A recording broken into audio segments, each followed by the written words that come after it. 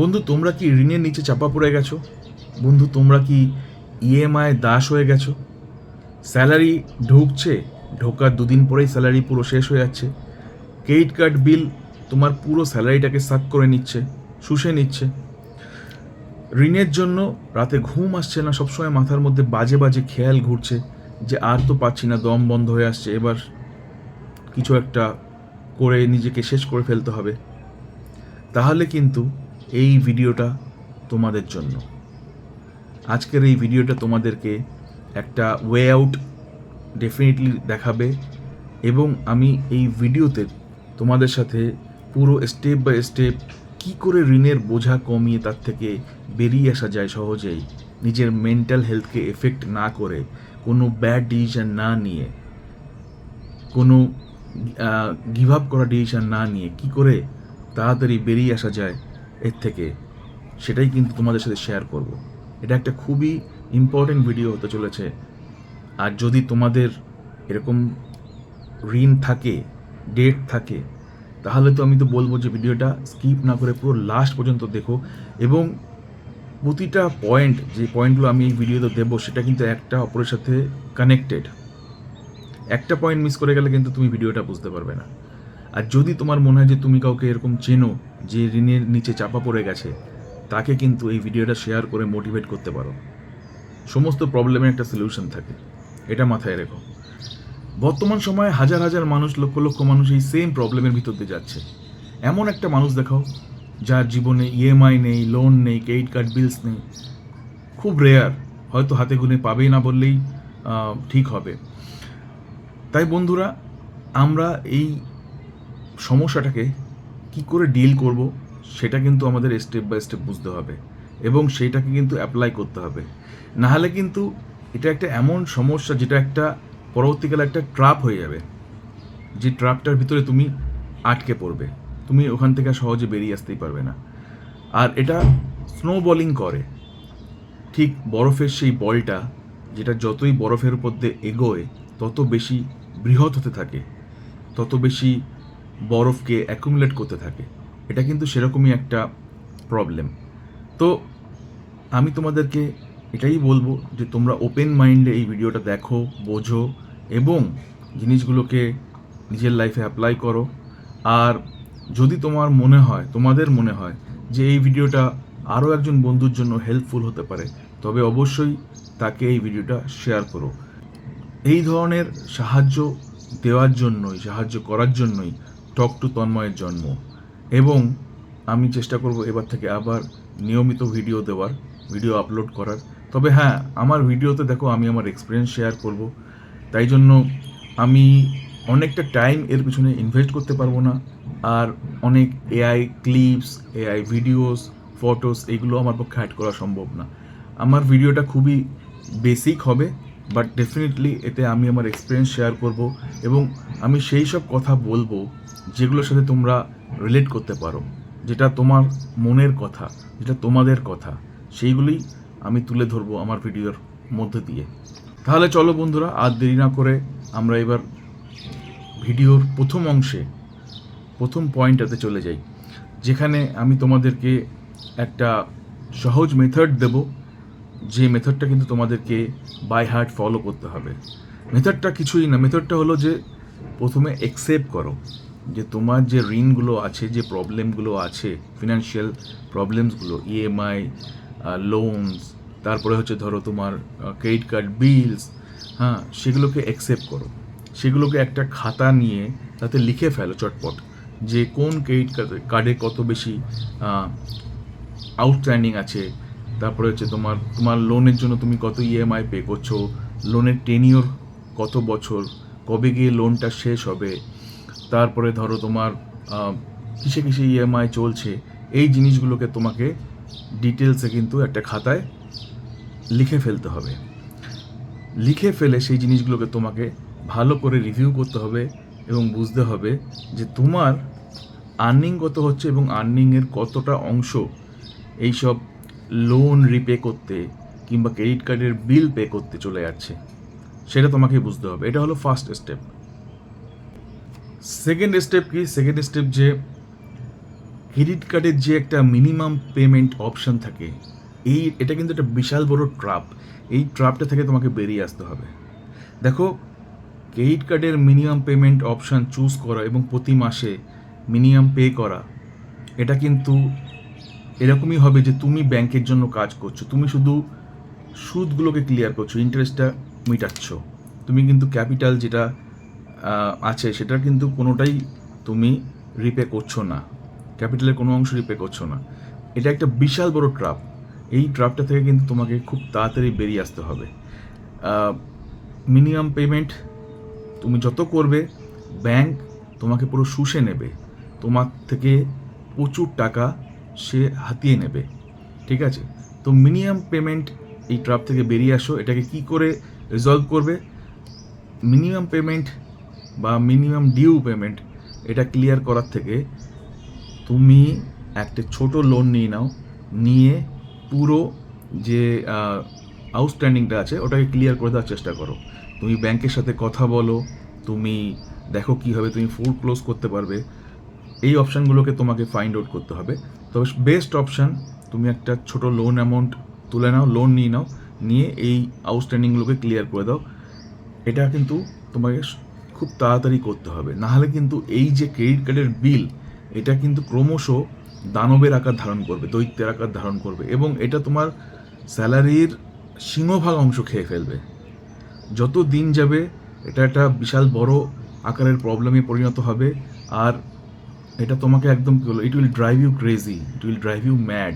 তুমি তোমার finance manage করতে একদম হিমশিম খেয়ে যাবে। বাট দেখো, আমি বারবার বলছি, এটা কিন্তু একটা প্রবলেম, বাট লাইফ ইমপ্রিজনমেন্ট না। তো এই প্রবলেম যখন আছে তার সলিউশনও আছে, আর আমাদেরকে সলিউশনটা খুঁজতে হবে, আর সেই জন্যই এই ভিডিওটা বানানো। দেখো, 3 নম্বর যে অপশনটা দেবো সেটা কিন্তু খুবই প্র্যাকটিক্যাল। বন্ধুরা, যখন তোমাদের মাথার পরে অনেক দেনা হয়ে গেছে, ইএমআইয়ের চাপ, লোনের চাপ, তারপরে তোমার ক্রেডিট কার্ড বিলস, একটা হিউজ ডেট তোমাদের মাথার উপরে, তখন কিন্তু লাইফস্টাইল একটু কম্প্রোমাইজ তো করতেই হবে। লাইফস্টাইলটাকে একটু লো করতে হবে, লাক্সারিসগুলোকে কাট অফ করতে হবে। সেটা যদি না করো তাহলে কিন্তু খুব মুশকিল।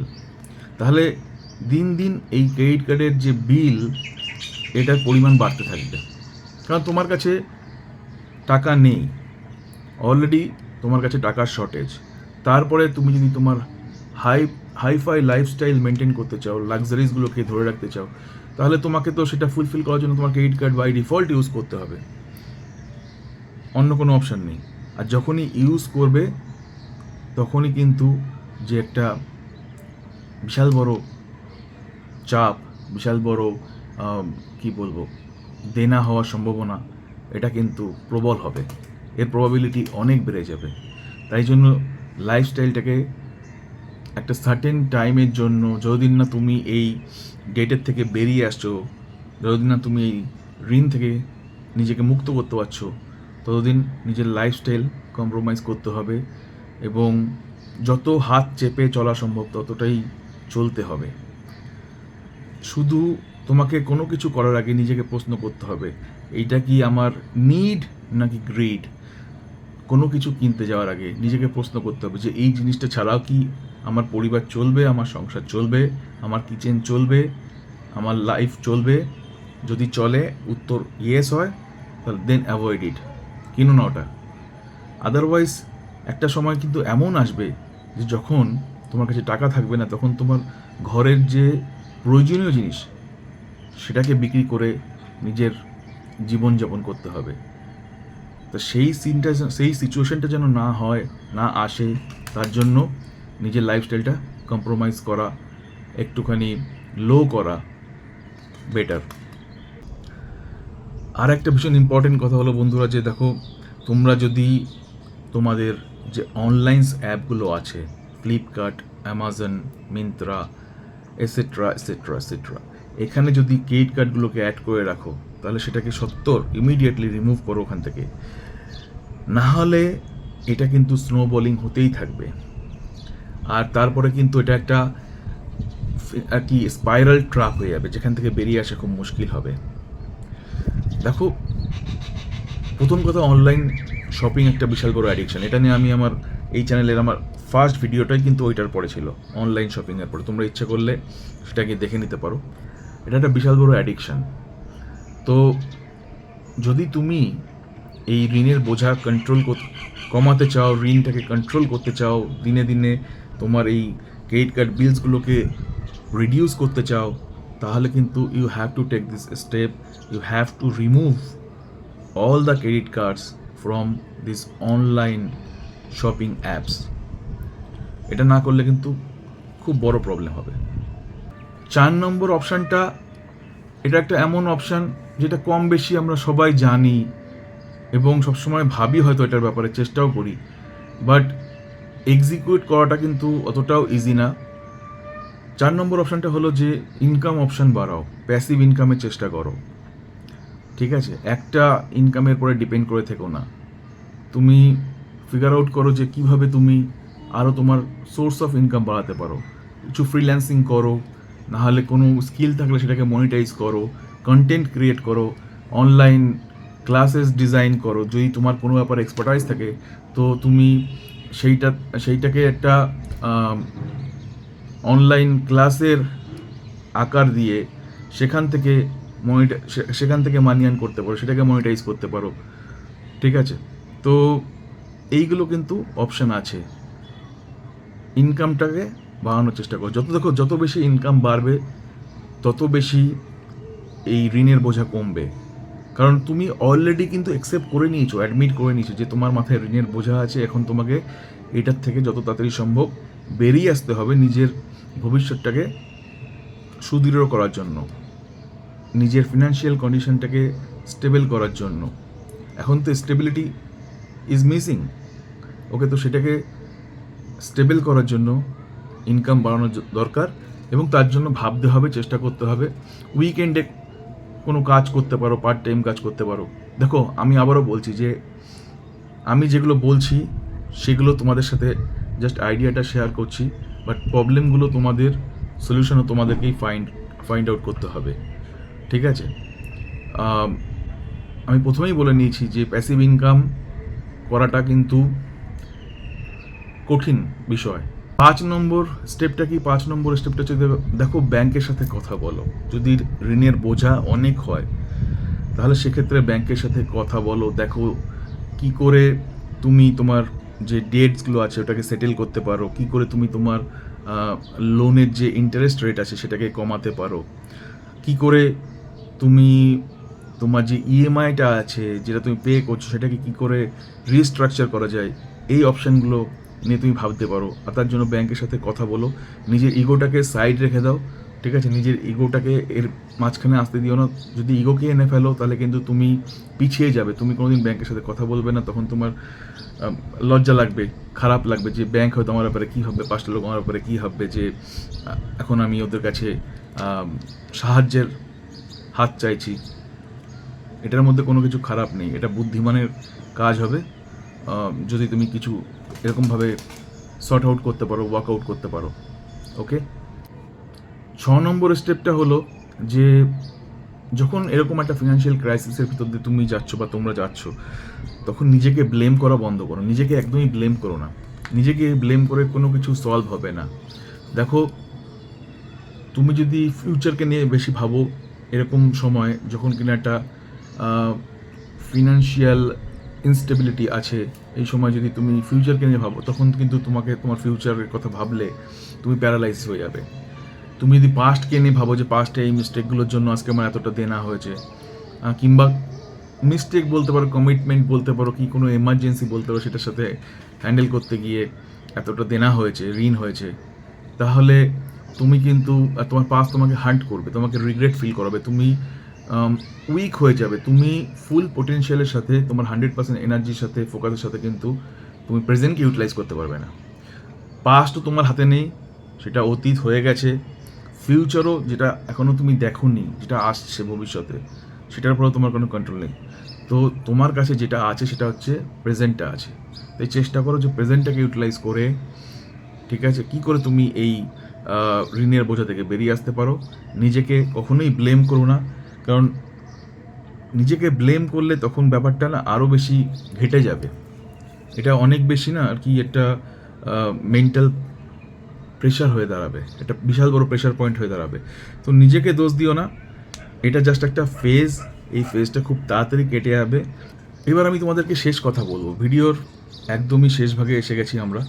তো তোমাদেরকে শেষ কথা বলবো যে দেখো,